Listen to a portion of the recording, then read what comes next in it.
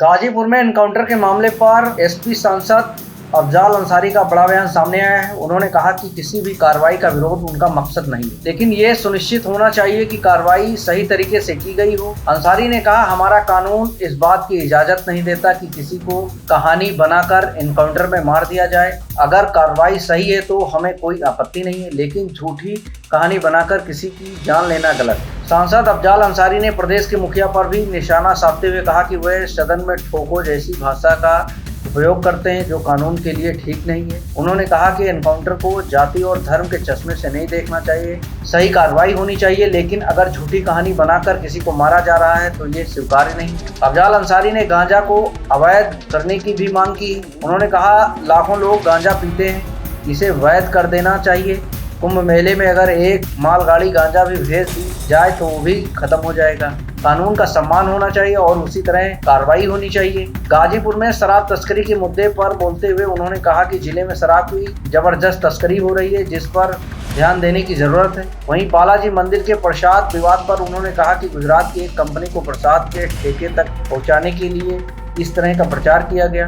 अफजाल अंसारी ने स्पष्ट किया कि प्रसाद में घी का अंश है, न कि किसी प्रकार का एनिमल प्रोडक्ट। मुख्तार अंसारी की मौत को लेकर अफजाल अंसारी ने सरकार पर गंभीर आरोप लगाए। उन्होंने कहा कि यह सरकार प्रायोजित हत्या थी। अफजाल अंसारी ने दावा किया कि मुख्तार अंसारी की गवाही के बाद कुछ बड़े माफिया सरगनों को सजा मिल सकती थी, लेकिन उन्हें बचाने के लिए मुख्तार अंसारी की हत्या कर दी गई। इस बयान के बाद राजनीतिक हलकों में हड़कंप मच गया है और ये देखना होगा कि सरकार या पुलिस की ओर से इस पर क्या प्रतिक्रिया आती है।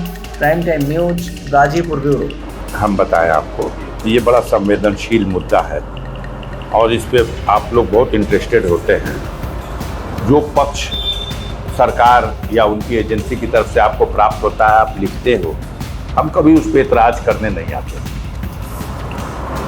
हमने उस समय भी कहा था कि वो सरकार प्रायोजित हत्या थी और वो सिर्फ इसलिए नहीं कि मुख्तार की हत्या हो जाए, उसका दूसरा एक अर्थ था, वो सरकार की गोद में पल रहे देश के सबसे बड़े माफिया सरगना को बचाने का एक प्रयास था।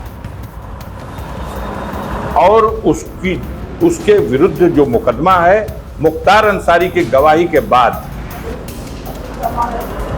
अब उसके भविष्य को कुछ कहा नहीं जा सकता था, वो कानून उसको दंड दे देता। तो उस केस के सारे गवाहों को तो मुलजिम बना के एक झूठे मुकदमे में फंसा दिया गया। एक स्टोरी है 15 जुलाई सन 2001 की, और उसी दिन पुलिस एफआईआर लिखती है और सारे कार्रवाई होती है। और एक स्टोरी 23 बरस के बाद लिखी जाती है उसी घटना की,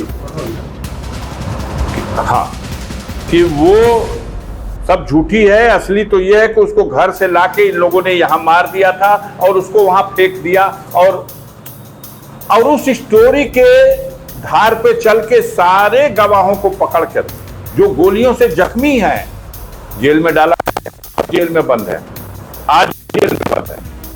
चार्जशीट लग गई, एसआईटी का गठन करके चार्जशीट हो गई।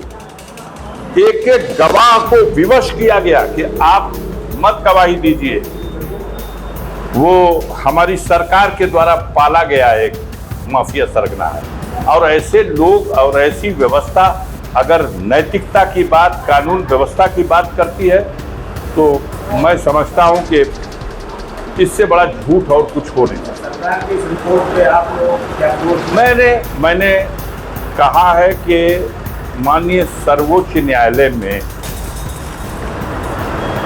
उस घटना के घटने से पहले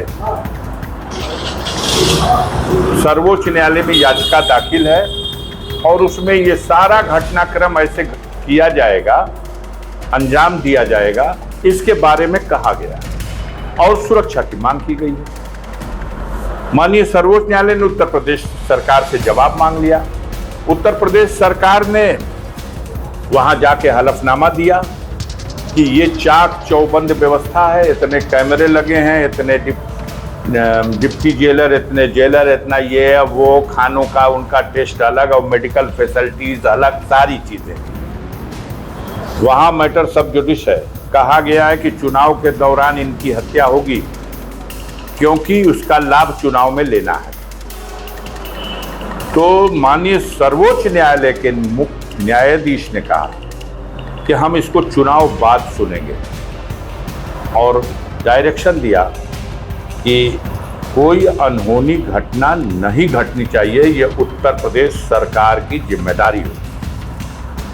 और उसके बाद भी घटना घट गई और उसकी रिपोर्ट भी प्रेजेंट हो गई कि हार्ट अटैक है। आप बताइए न जरा सा, इतने सीनियर पत्रकार हो, मुझे बताते हुए शर्म आ रही है। भारत में एक भी कस्टोडियल डेथ हुई हो, मुख्तार अंसारी की थोड़ी देर के लिए अलग रखे, भारत में एक भी कस्टोडियल डेथ जेल में या थाने में किसी की कस्टोडियल डेथ एक भी कस्टोडियल डेथ हुई है तो उसकी मजिस्ट्रेटियल जांच हुई है। ये तो हमारे नियम में है, इसमें किसी की कृपा कहां है। गाजीपुर जेल में अगर कोई टीबी से भी मर जाएगा तो उसकी भी मजिस्ट्रेटियल, ये हमारा नियम है कि कस्टोडियल डेथ की जांच कराई जाएगी। सुनिए ना, प्रश्न यहां नहीं बनता है। जब कस्टोडियल डेथ, हर डेथ की जांच होती है तो वही एक प्रक्रिया है। अब आप इसको हाईलाइट करते हैं, अरे इसमें तो जांच हो रही है और जांच का रिजल्ट आ रहा है। वो जांच ही इसलिए होती है कि जो कुछ है उस पर मिट्टी डाल दिया जाए। तो आपको क्या लगता है रिपोर्ट मिट्टी डालने का? हम क्यों कहें, हमको जो कुछ कहना है हम माननीय सर्वोच्च न्यायालय के सामने कहेंगे। हम आज तक के सामने कहें कि आप इसको दूसरी तरह से परोस करके, और कल वहां वकील सरकार का खड़ा होकर कहे कि देखिए साहब ये तो मीडिया में ये कह रहे हैं। हम जब एक मैटर सब जुडिश है, देश के सर्वोच्च न्यायालय में सब जुडिश, आज भी सब जुडिश है, वहां से जो आदेश होगा हम मान लेंगे। लेकिन अभी सर्वोच्च न्यायालय का कोई आदेश न हो और आप चाहते हो कि अपनी तरफ से क्लीन चिट दे दे तो दे दीजिए। मजिस्ट्रेट ने भी दे दिया, आप भी दे दीजिए, हमें एतराज नहीं है, आप दे सकते हो। लेकिन फैसला कोर्ट में होगा। हम लोग कोर्ट में गए हैं और कोर्ट तो इस पे सुनेगा, कुछ कहेगा ना, हम उसका इंतजार करेंगे। अभी आपने कहा कि धारा 370 पूरी तरह से खत्म नहीं हुई, क्या है था? अरे यार, का एक तो क्लास ABCD होता है ना, वह खत्म हुआ है। अब ऑल इंडिया सरकार को जो झंडा लेके गए थे गाजीपुर के महानायक, वहां विकास पुरुष, अब देखिए कि भाजपा का झंडा गड़ा रहता है कि उखाड़ के फेंक देती है जनता वहां। जब उखाड़ के फेंक दे तब हमसे सवाल कर लीजिएगा, हम बता देंगे कि क्या खत्म हुआ है।